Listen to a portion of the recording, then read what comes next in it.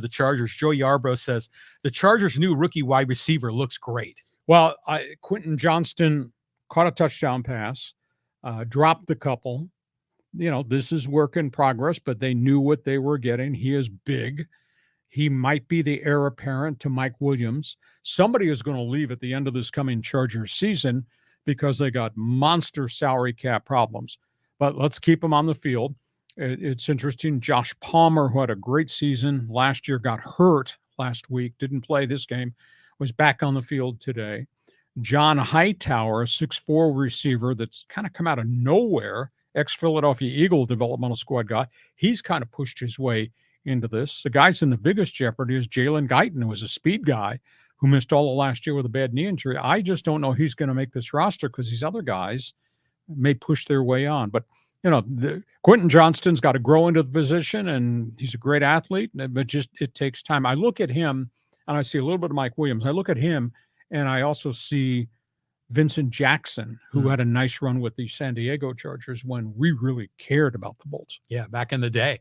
But, Justin Herbert's just got to be so fired up with all these weapons to throw to. It's incredible.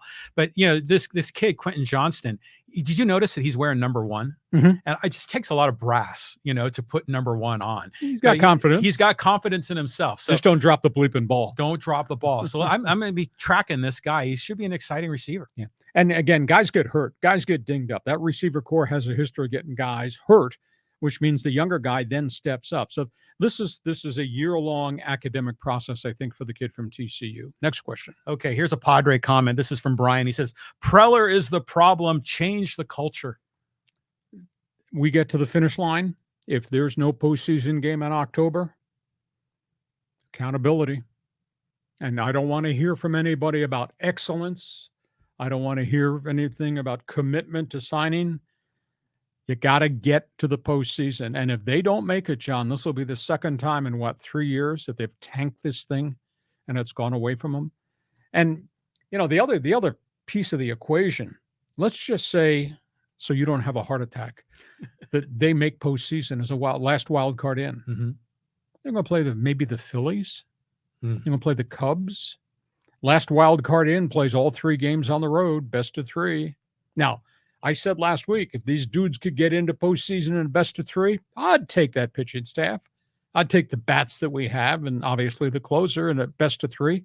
But the best of 3 are all going to be on the road in Philadelphia. The best of 3 could be at Wrigley Field, depending on what happens in this final 5 to 6 weeks of the season. But, yeah, I just get the sense there is enormous unrest in our community about not the owner, but about that general manager 10 years in, and obviously what's happened in the dugout with that field boss, the manager. So something will change if they don't get in. Well, let's just say hypothetically they don't get in and Preller gets fired.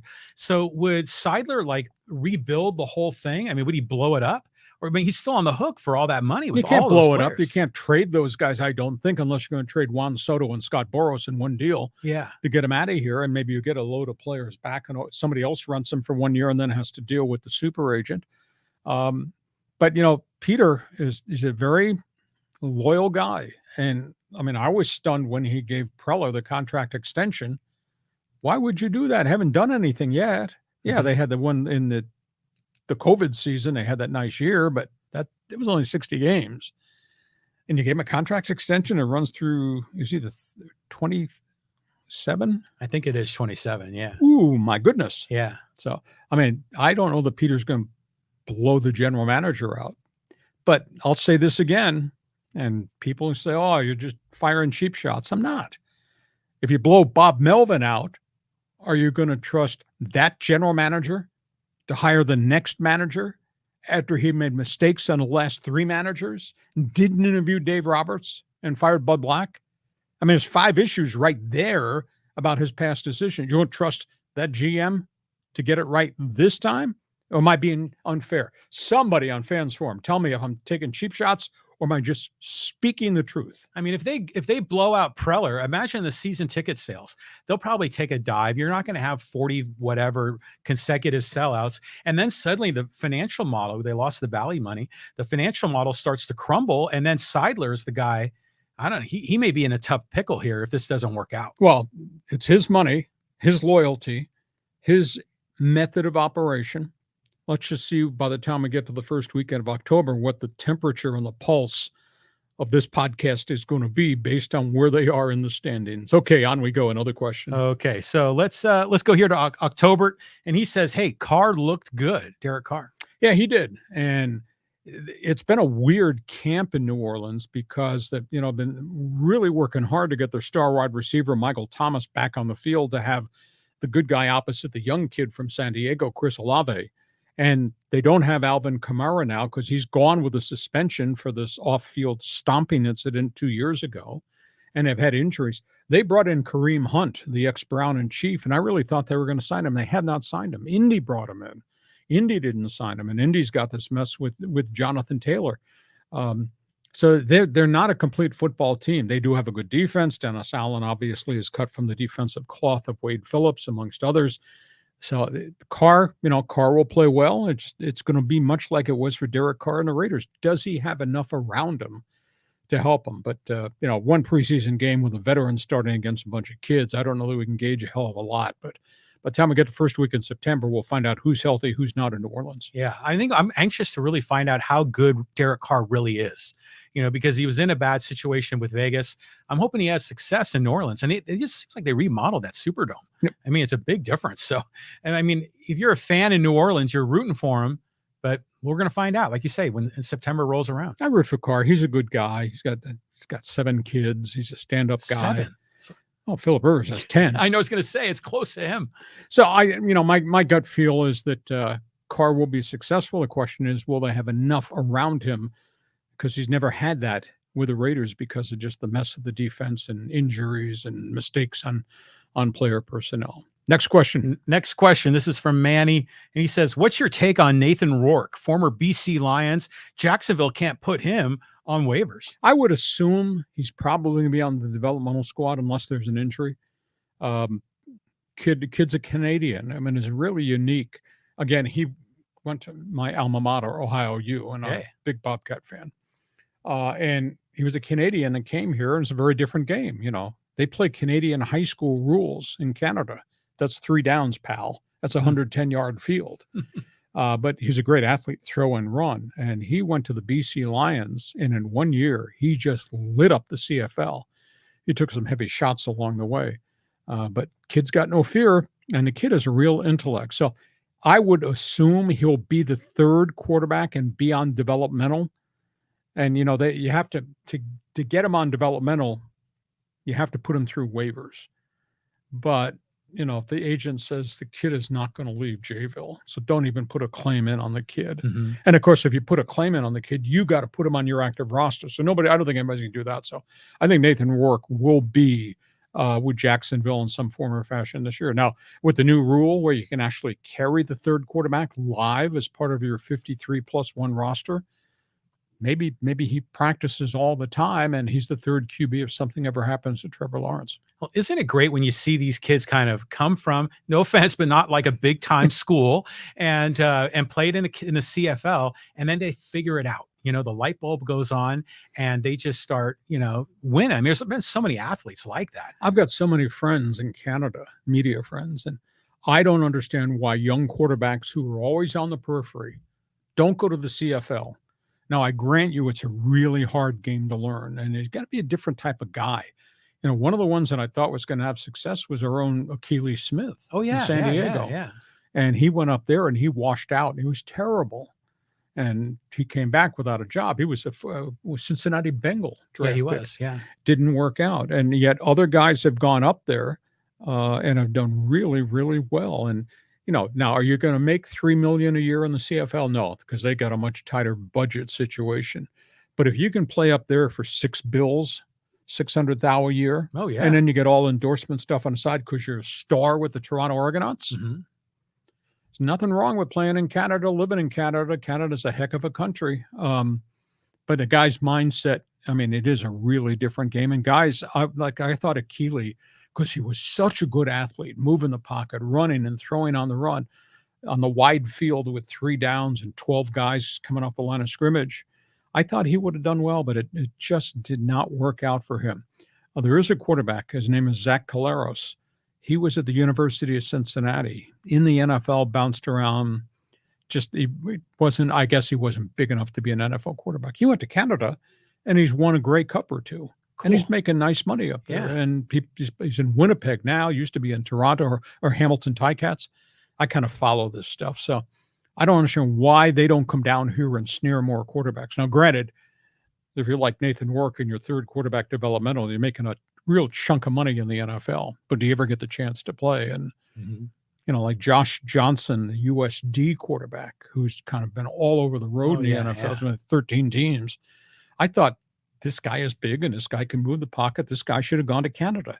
But, maybe agents won't deliver him. Maybe they look at the money and say, nah. Somebody says, Saskatchewan, I want to play in Saskatoon. No, it's an opportunity. And you never know what you find when you cross the border. You might get a chance to be a star. I mean, go ask Jeff Garcia. Remember him? 49er quarterback. He played in Canada. Obviously, Warren Moon, Doug Flutie, Joe Theismann, way back in the day. I'm spilling my Canadian heritage here. Okay, we move on. But the basketball players go play in Europe and they go in China and Australia, and it's not a big deal. The game is different. They find success. Some of them make bank. I remember what was it, Jamal Franklin, who played for the Aztecs? He was making over $1 million a year in China.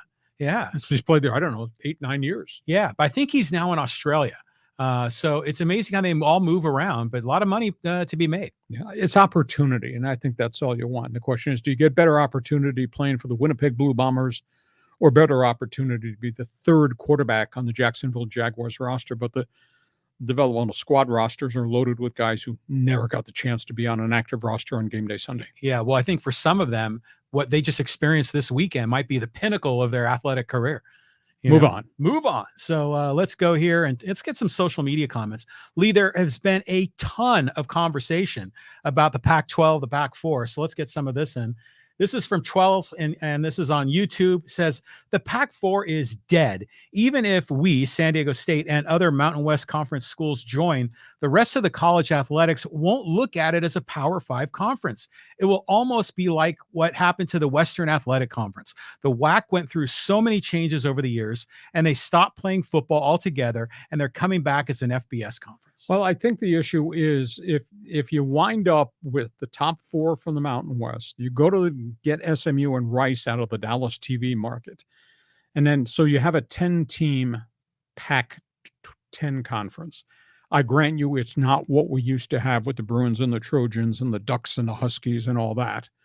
But you'd kind of be bottom rung, Power 5.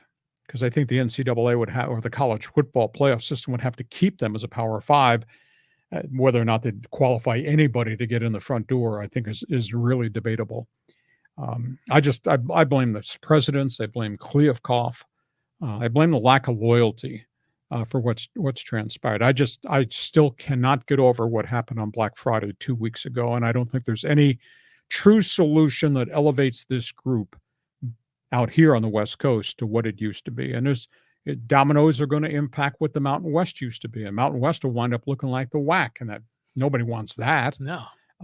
I feel really bad for Air Force because I just fear that they're going to get screwed in this whole thing. And that's such a great program with great athletes who stand for something really different. I just wish that they didn't get shoved into this whole quagmire where they're going to sink in the quicksand because they can't fund nor be in a Pac-10, and they're left in the Mountain West. And Army and Navy are kind of in the same boat too. So well, speaking of Air Force, I mean, there's a comment here about all the military schools, and this gentleman said Pac-4 should add SMU, Rice, Tulane, Army, Navy, UConn, USF, and Air Force for 2024.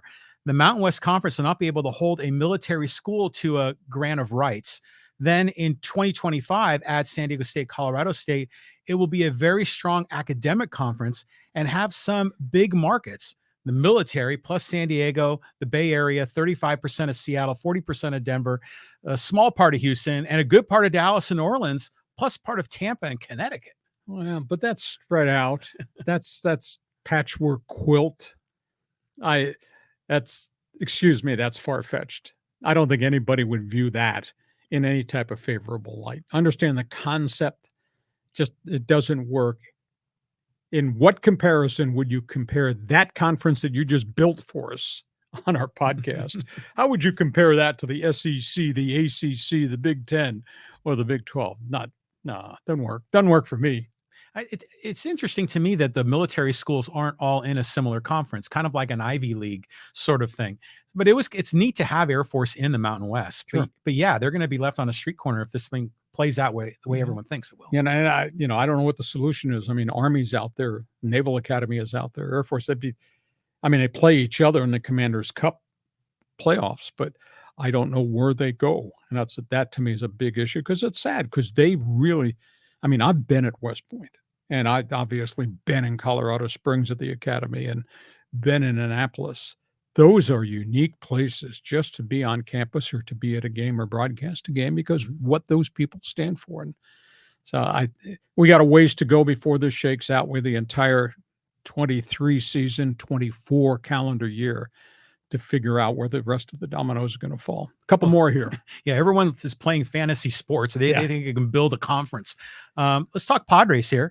And this is from Travis. He says, it's funny how two of the big three, Machado and Soto, spoke after the meeting, the closed door meeting, but Tatis was silent. Tatis seems to be the common denominator. He's a cancer and needs to go. How can an athlete that young be fatigued? He has even played the entire season. Oh, Travis, you're awful harsh. A, I don't think he's a great interview.